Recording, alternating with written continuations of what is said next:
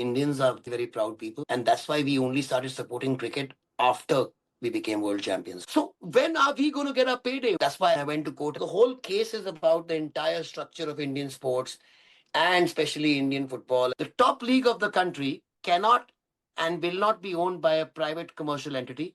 My legacy should be that we are known as the factory. But if I die, the factory should live. And it should be a production line for India. And if anything, Ranji, the system should be in favor of football by the Indian government and India's ambition over the next like 10 to 15 years, right? The whole idea is that India wants to grow as a nation, wants to be more prevalent on the world scale. They want more soft power in general. And guess what sport is cared about by every single country in the world? So the fact that, Exactly. there shouldn't just be a complaint about, oh, football isn't getting enough funding. I'd rather be in a world where there's arguments, oh, football's getting too much. Why? Because it's helping us achieve what we want. Bro, You know bro, what I mean? out of all the sports, I think after the IOC, the most powerful position is the FIFA president. Yeah, Someone who can walk into of Trump's course. office Yeah. and doesn't even give a fuck. I mean, you there after his inauguration, and US is not a football country. And everything in this is the only guy he can pick up the phone and talk to the president of the Sheikh of Saudi Arabia or Yeah, the yeah. or Trump or Modi or Japan. He can just pick up the phone. So that's the amount of power football has, Yeah. and that's why the amount of money they have. So India should be really focusing on it, and especially they can do it. For example, we had the same downfall in hockey. We were world beaters, as you know, in hockey, and then we had a terrible fall. We were losing to everybody, and then we realized that is the reason is that we don't have enough turfs because the whole world is playing on turfs and we have grounds, and that magically and the stick wizardry doesn't work anymore. We need athletes. If the game is changed. So what we do? Who? Just one state, Odisha. They made 800 turfs all over Odisha. 800. They invested over 3,000, 4,000 crores in just hockey. They said, we will sponsor the Indian hockey men's and women's team. We will sponsor the whole Jingbang. The chief minister was Patnaik. And because of that, we were world number two within 10 years of that investment. Yeah. Because every place you go to Odisha, even the smallest of village has a turf, has a proper, pretty hockey turf playing man, probably cost $1 million each. But that's what you require. If you do that, even a small state can make you a world power. Power of But one that's state of India. yeah, that's what it takes. Though it takes a sensible person in power with the One. resources, One and then person. It being just takes paid. one person. But one thing I'm very curious of, going back to the ISL and then the academies, is one thing I want to know is who are the key decision makers at the AIFF? Because I've heard you talk about the FDSL and obviously they're subsidiary of Reliance. Yeah. Now, one thing I can't get my head around, and me and Jay were having this conversation earlier, is how do ISL clubs make money? Now, obviously in England, we know broadcast rights, we know ticket sales, we know merch, we know stadium use, we know all of this. But then for me, I can't understand how, if it's a private league owned by Reliance and their franchisees who pay a fee, please tell me their business model. That might Okay. sound very So, simplistic, so, but so, no, no, no. You're totally on the right track, bro. It's just so amazing that you got these billionaires who are having these teams and they just don't understand economic, simple football business sense. All over the world, 90% of your revenue comes in from your broadcast rights, no matter which fucking country you are in. Okay? Here, the amount of money which you get from broadcast rights is zero. Why? Somehow the broadcaster owns the league. Geo, Star Sports is owned oh, by Reliance. Star Sports. It's owned by Reliance. So that means there's never an auction. When there's never an auction, the clubs don't get shit. So what are the clubs getting? They've been promised a percentage of share of revenue. Share of revenue, what are they getting now? Central sponsorship. So suppose, for example, Hero comes and sponsors the league for 100 crores and there are 10 clubs. FSDL gets 20 crores and the rest 80 crores is divided up as 5 crores amongst each other.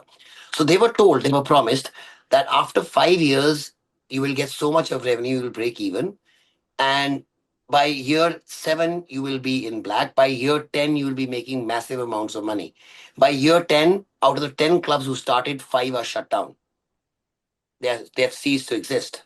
And out of that, what they've done is to replace them, they've killed the I League as well. We were overnight, the I League was the top league.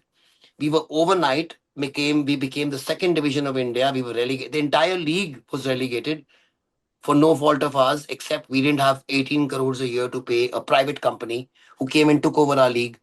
And people don't, that's why again I went to court, and people don't realize how unbelievable it is that a private company can just take over the league and they then come and say the Indian team will be selected from my team, from my league. There'll be nobody selected from any other leagues. And the champion of my league will go to play in the AFC Champions League. And I don't care how bad my fucking teams are, they'll never be relegated. There'll be never promotion and relegation. So, and then how did they allow this to happen? So there was this guy called Kushal Das, who was the secretary of AIFF. He used to work for Reliance. He made the contract for Reliance, talking to AIFF that we're going to do this. He resigned from Reliance and then he joined AIFF as a general secretary and signed the same contract. That's ridiculous. Okay. And that's what I brought again. That's what I brought out. And I found those documents and I put them on Twitter, and all hell broke loose. And everybody was after my head because that thing came out that the MRA is so one sided that it was being made that guy. And then they got Indian football for 15 years for 50 crores a year. That means what they were paying in 2010, they were paying the same amount in 2025. But the petrol also in 2010 was one third. Even they didn't even take inflation into account. So what looks like a good amount in 2010 looks peanuts in 2025. And now what is the great new master plan they've come up with, the new MRI they think they're going to sign, which I'm going to destroy again. 2025 to 2040, they're going to sign another deal with them, and they're going to say no promotion and relegation again. That's what they said. No promotion, relegation, close league. And you have to understand, when and Leicester City is in fourth division, they're a poor club, they are not good finances, but they're good in merit in football. They get promoted, they get richer, they get promoted, they get richer, they get Of course. promoted. So football rewards money to people who are good in merit. Yeah. Okay, so Ronaldo is not Ronaldo because he's the richest man in the world. He's the richest man in the world because he's Ronaldo. Whereas in India, it's opposite. You are in the ISL because you have money, not because you're good. It doesn't matter how bad you perform, you're never going to get relegated. As long as you pay 18 crores to a private company. Now, see how horrible that is. If BCCI had done that. Now, BCCI doesn't matter how corrupt you are in BCCI. If you've got 10,000 crores because the league has become, IPL has become so big, that 10,000 crores will have to be invested back into Indian cricket. You cannot take it home because it's not run by a private body. Whereas now, Indian football will become big when 5, 10, 15, 20 years. When it becomes big and they earn 10,000 crores, do you really fucking think Reliance is going to put it back into Indian football or is going to take it home? So when are we going to get a payday? When are we going to get that money? The clubs are so stupid, and that's what I call them. They have been bleeding money every single year. The only persons who've not been bleeding money is ISL. They say we keep losing money. They are losing money. No, they calculate the cost of the losses of the clubs as their loss because they are their franchisees. And they say we've lost 5,000 crores, but it's actually 500 crores a club which has been lost in over 10 years. So each club is making a loss of around 35 to 25 to 40 crores, depending on who you are, which has now come down to some cases 2 crores or 5 crores, which is Kerala Blasters because they've got great ticket sales, Yeah. or Northeast United, which have now finally not spending money and being guided by a good person with Mandar there. And he's got great results with Northeast as well. Um, but other than that, I don't, because they don't spend crazily. Everybody's in losses and huge losses. For example, Punjab FC this year should have spent somewhere close to 35 to 40 crores. Lost. Mohan Bagan must have, even though they won 35 crores in prize money and everything else, they still have lost around 40, 50 crores minimum. So when you have Mohan Bagan, who's a champion, losing this, even who is the most marketable club, going down to the bottom of Punjab FC or even Mohammedan Sporting, they've all made losses. And have they ever made profits? No. Are they going to be looking somewhere near the black mark from the red mark? No. Is there any future in the money in this league? Is this why they're sticking to it? No. So who's the only person who's going to make money of this league? Reliance. Because they're going to get the 18 crores a year from each club. Doesn't matter how much you're losing. And when the big money comes in, which will come very soon, and then they will do this because this their league, they're going to do it. The money is going to come in, they're going to take it home. There's no contract which says you'll have to invest this money back into Indian football. That is why I'm fighting, and that's what the new constitution also says. The top league of the country cannot and will not be owned by a private commercial entity. The top league of the country has to be owned and operated by the federation themselves and has to follow the basis premise of merit and promotion and relegation as per the statutes of FIFA. It says that So, clearly. Now, what will happen now in 7 days is there's going to be a big hoopla because ISL will become invalid at night. That day the order comes out. That means that league will not exist because right now the ownership is with ISL. And Reliance. according to the Yeah. constitution, it says it's not recognized. Still be a league, but it won't be in the Indian structure. So what will happen? Obviously, we don't want to lose those clubs. Those clubs, I'm talking about Mohun Bagan, East Bengal, Bangalore FC, and even for that matter, clubs like Kerala Blasters and all, because they're part of our culture now. So we need to have one league which has minimum of 18 to 20 teams. Then you need to have a second division which needs at least 24 teams. And then you need to have a third division, which is actually because India is a huge country, you can't have the third division because it's so poor traveling all over. So you have three different divisions all over, which has 36 teams. And then you have every state which has a league, which is a league comprising of district champions. So every district has a league which has clubs, and their champion goes to the state champions go to third, second, and first. Yeah. That's the pyramid which has been planned. And are there clubs in India? There are over 7,000 registered clubs in my country right now. And people say there's no footballers. There's 7,000 clubs. Or is there football in places like UP where there's no football? Yes. Over 1,000 of those 7,000 are in UP. Imagine if there was football, what UP would have given us, or Madhya Pradesh would have given us, or Odisha would have given us. We are made of Kerala, Goa, Manipur, Mizoram, Punjab, Delhi, city of Calcutta, city of Mumbai. Total population maximum 15 to 18 crores. Because Goa is 2 crores, but Punjab is 2 3 crores, Manipur is like few lakhs, Mizoram is even worse, few lakhs. So when you add these up, hardly any population. When you say India's a 1.4 billion, we are not. Football, the amount of football where it's actually played. So which football? Baby leagues. And the Yeah. baby leagues, I just mentioned these places. These are the places. So Richard Hood, who's a friend of mine, who's a good, great coach here, he did a study. It's known as the birthplace effect. It's done all over the world that some places produce more players of a certain kind. So they did that with football in India. There are 745 or some districts in India. So each state is divided up into small districts. Okay. So there's 745 districts in India, in all the states. Like for Punjab, you have 14 districts. In UP, you have over 100 districts that way. So out of those, each district is supposed to be the clubs who are supposed to vote and get the president. And that president is supposed to, then all the presidents of the district supposed to vote and get to the state. And that's the same thing which is going to be followed there as well. But every district has to organize, again, not a state, the district has to organize a district league, men's and women's and grassroots, and then even their affiliation from their state depends on that. So the constitution now, which has been made in a way that everyone is accountable. Every meeting in the AIFF has to be live. Doesn't matter what meeting it is, it's just live.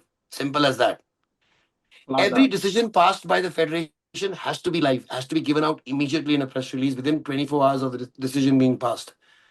If any new appointments are made, you have to reveal it to the public how they've been made and what processes have been followed and what were the CVs who were offered and what was the reasoning for those CVs being rejected and this guy being selected.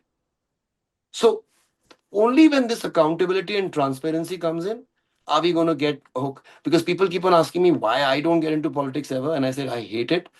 Because if I can't control the states where the work is to be done, and I'm just there to appease them to get the vote next year, that means I'm part of the corrupt process. There's no point. That's why no one wants to get into football, be it players or be it administrators or be it sports enthusiast, so anyone like that. Wow. Oh, So one going back to Kushal Das, what sort of constitution regulation, if any, because obviously it's a huge conflict of interest, what even allowed that to pass? And obviously now coming to this constitution, it's very different. Is exactly the foundation we need. How has that? I'm sorry, it just boggles my mind. How has that even been allowed to come to fruition? Like, is there just Because the no regulation? president, because the president is Praful Patel, and it was a one-man show. Whatever Praful Patel Okay, wanted happened. So Praful Patel called him up and said, "Do this." He said, "Yes." He told him, "You do this." So the exco is not an exco. The exco okay, sent the decision and they told, "Please stamp and yeah. sign, send back." Exco meeting done. So So it's not Ranjit, actually a voice. so the kind of positive change that you want to bring about is, you've told us that you're sort of fighting that right now. What exactly is it that you're fighting specifically here? That if you win, does that mean that this The constitution constitution. The is only going to thing get is changed as of this court case, or is there the going to be a bring. legislative Yes, the process? so yeah. So the whole case is about the entire structure of Indian sports and especially Indian football. And there was a audit done, forensic audit, which we had got done because I knew that they were stealing money. So that has to come out, contempt of court. But they said all that is going to be later. What they were focusing on now, because he said we're having problems in running the game, and this is what's happening with these jokers. They said we only want to focus on the court says that we only want to focus on the constitution. So Okay. that's what they've been doing for the last 3 months. So what happened was, unfortunately or fortunately or whatever, the guy who was handling our case, the judge, is Chandrachud. He became the CGI, the Chief Justice of India, while handling a case. Once you're the Chief Justice of India, again, sports is kind of the last thing you want to hear because, and Yeah. it's right, by the way, because the kind of constitutional matters of life and death he has to hear supersede this any day. And I would say yes, okay? But then before going, he put it to the next CGI, and I said, fuck, we're fucked again. But this CGI, Mr. Khanna, he was in Delhi High Court as a judge as well, and he handled one of the sports cases, so he was very sympathetic towards us. And he said, even though I'm leaving in 5 months, what I'm going to do is I'm going to put this case to a double division bench, two judges, and give them directions to finish it. And that's what he did. And for the last 6 months, they've been hearing almost every month, and now it's coming to every day. And tomorrow's the last day, by far guaranteed. Thank God for this. Oh my God. Can't even imagine how grateful I am, man. Fuck. Um, really been a journey, man. So tomorrow, it's just 10-15 minutes left.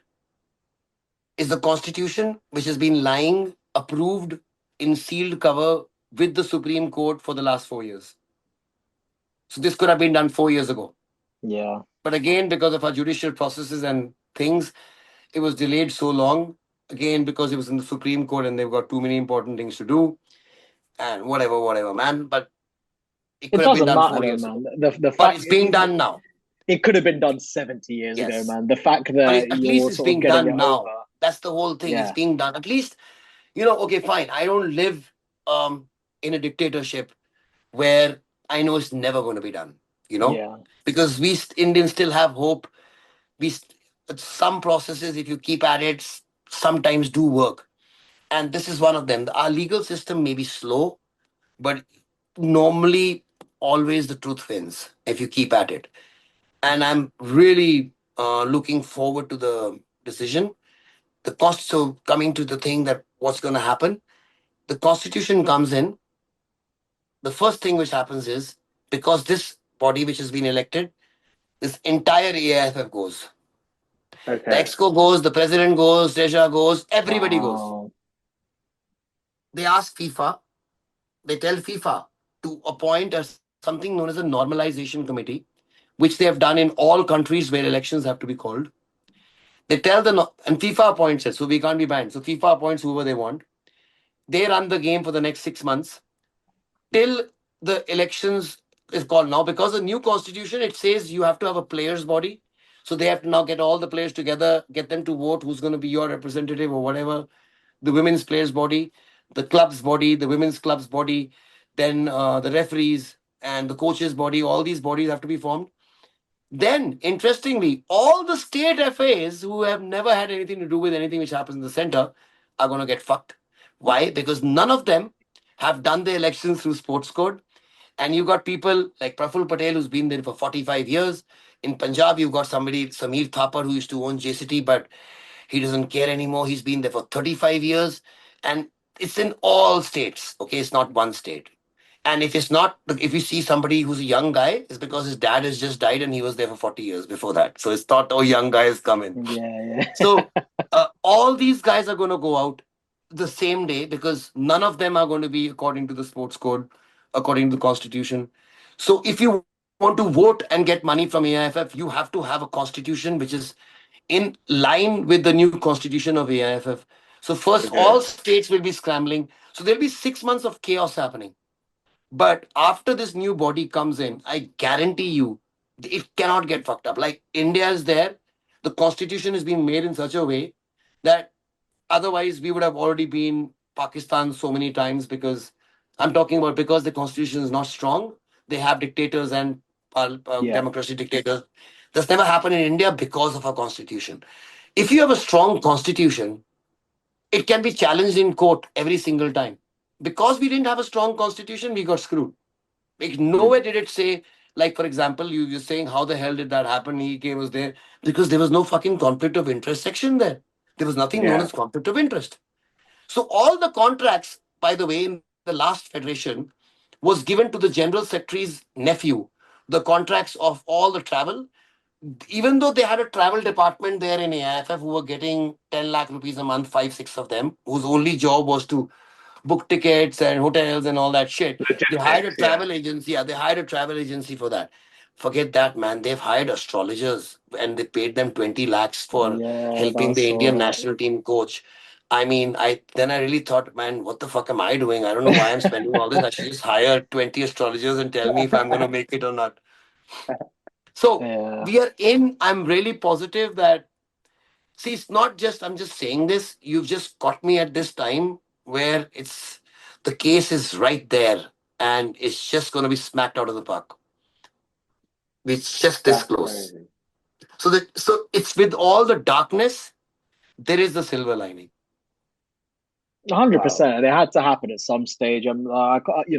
Thank you again, to be honest, for coming on because, like, the fact that we've just caught onto this as the progress is about to be made is amazing, and we'll have to follow it as every however long to see how it's progressing. But what's your sort of vision, sort of in the long term once this happens? What do you want Indian footballs and even your legacy to sort of be off the back of it? See, as long as my academy is the one who gets to the first Mohammad Salah of India or the first Hyun Sing Ming of India or Park Ji Sung of India, and people think we need to win a World Cup. No, we don't. We need to get that first Mohammad Salah playing Yeah. Yeah, for one of the big six. If that happens, the whole country is going to change. So it's about the whole mindset of the country changing, showing them. See now, right? See, Indians are very proud people, and that's why we only started supporting cricket after we became world champions, not before. We started believing in them after they had proved themselves. We started believing that we could have javelin gold medalist only after Neeraj Chopra or Abhinav Bindra shooting. Okay, not before. We could never even think we'll get. And tell me one Indian who thought we could get a javelin gold medal in Olympics. No, nobody thought that. But now we do. So we need somebody to be there to prove who can do that. That day the of course. revolution will come. So forget about the World Cup. My thing was that I'll keep doing this and we won't reach the World Cup because these guys will not take the further step of putting them together and nurturing them. Because I can't make my team for India. But I thought, okay, fine. Maybe these you one of these boys makes it, and that causes a change. See, it's all about belief. We Indians need to believe we are good enough. And anywhere we Yeah. believe we are good enough, we rock. So if we are told and we are shown that, okay, man, he's one of you. Look, look where he's made it. So if he can you? And that's what happened in Korea. That's what happened in Egypt. The Yeah, whole country's gone crazy about that. We need one guy to do it. And I think we are not that far with this World Cup batch, which I have. And you see the boys which I'm talking about because the advantage I have is nowhere in the whole world am I, even in La Masaya, you're not allowed to keep boys at the age of 6 at your academy 24 hours a day, 365 days a year. They have parents and they go back and they come back. But here we are. So What we are trying to do is make them ambidextrous. That means I'm creating footballers who will be as good with the left and right, because that Yeah. means they are a walking overload. How the fuck can you defend against 22 feet? Because that's what they have. So if anywhere they go, there's an overload because there's a left and right both available. So we have to think out of the box. When you keep on saying where's the next Sunil Chetri, why look for a striker? Uh, Look at Man City. They won two Premier Leagues. They didn't have one striker, and they won two Premier Leagues with such short centre backs, and they won two Premier Leagues with over 100 points, untouchable. Why? Because of positional play. You need to be athletes. Can we Indians do that? Yes. We need to be super fit. Yes. And can you believe in something which is, if you can't produce big Haalands, can you do what the Man City way? But that's the only way you have. You don't have a choice. So why are you trying to look for that one Chetri? Because if you look for that one Chetri, he gets injured, then what? Unless you're Yeah. producing 100 Chetris. And you have nowhere. You're not even producing one. So you're not producing 100. So what do? You go back to the basics, learn. And my legacy should be that he's given them a base to succeed for the rest of their lives. That means we are known as the factory. But if I die, the factory should live. And it should be a production line for India. And it should become so big that even if AIFF fails one day, they are good enough to get us at least to a level where we don't have to say, can we qualify for the World Cup? We should be doing that in a blink. I mean, we are big enough. In every sport, we are there. There's no lack of money power or soft power or the ability of our corporates to support football. I mean, everything is there. We just need now that one person here at the top level to change the thinking of the government, because without government support, it's not going to be possible. Or maybe one billionaire, crazy billionaire, who says, okay, fine, fuck cricket, I'm going to support football. And we need that first player, result of the money coming in from that billionaire or the government, that first player to go and play for one of the biggies. Nice. I've got one question. What when you obviously when you become go to these overseas tournaments, you win them, the belief in your players must be massive. But then as you say, you can only do so much. I'm really interested to see what do you advise your players on for the next step of their career? Because I've heard you say that obviously when you get to someone to 18 to 21, you only let them play for a couple of years because then they need to go and you need to develop another one. But I'm very interested with this new constitution and hopefully ISL academies and leagues hopefully getting better. What do you advise them on? By Like, the way, so in the new constitution, it says before you can be a senior club, you need to be a junior club. That means unless you have a full fledged youth development system, you cannot enter in the senior football okay, because you're okay, entering it for the wrong reasons. So what we are doing is we are again in the constitution 10% of, man, I made it so I'm proud of myself, Ranjit. 10% of all teams have to have homegrown players. That means that kid should have been in your academy for more than 3 years. So if okay, imagine if two players of my team have to be from my academy, I will invest in my academy, even if I have money. But if I have money and I can just go buy two Roy Krishnas, I will never go and try doing all that shit, man. Why? Just buy them, man. yeah, Okay. okay.